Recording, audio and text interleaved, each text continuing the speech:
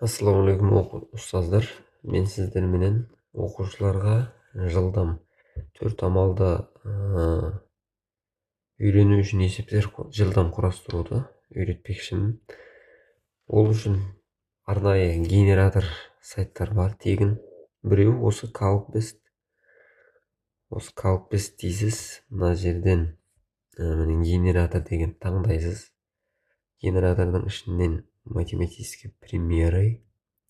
Осының ішінде мысалыға сізде қосу азайту ма, сложение вычитания ма, умножение деление ма, көбейту бөлу ма, қалдықпенен бөлу ма, соған қарай тақырыбыңызға сай келетін тапсырма құрастырасыз. Мысалы қосу азайту болсын.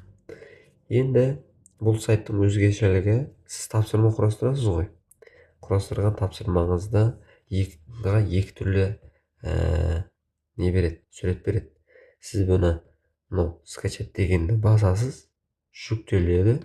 Осын болды, оқушыға шығарып бере бересіз. Біреуі міне жауабы жоқ көрініс, ал екіншісі міне тексеру үшін жауап бар көрініс. Сіз бұны мысалы оқушыларға жауабы жоқты бересіз дағаннан экранға шығарып қойсаңыз, балалар өздері тексере береді, болмайды ма?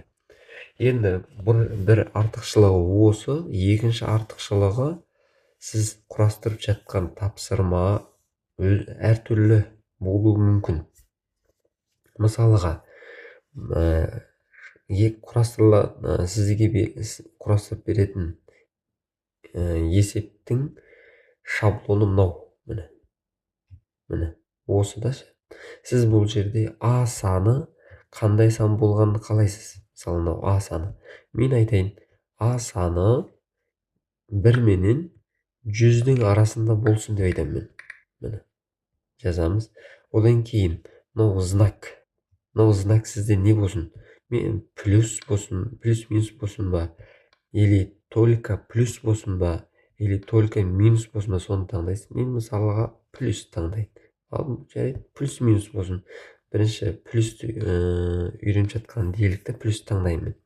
Одан кейін мынау Б саны сізде қандай сан болсын?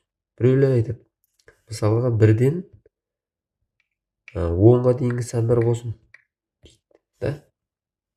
Мысалы солай болсын. Ал жауабы қалай болсын? Мысалыға білмеймін, үлкен қалауынша, қалай сондай. Біреулер айтады, жауабы 1-ден 20-ға дейінгі сандар шықсын дейді. Соған сәйкес мынау генератор өзі сіздің талаптарыңызға сай етіп, осы талаптарға сай етіп есеп құрастырып береді. Сгенерировать дегенді басам, міне 90 есеп дайын. Міне, сіз бұл 90 есеп мән беріңіздер, біз екінші келетін сандар 1-ден 10-ға дейін болсын дегенек, міне дәл солай етіп берді. Міне, бұл жерде міне жауапсыз түрі бар. Мына жақта міне жауабымен бар. Бұл осын шығарасыз, болды, оқушыға бере бересіз, болды, дайын.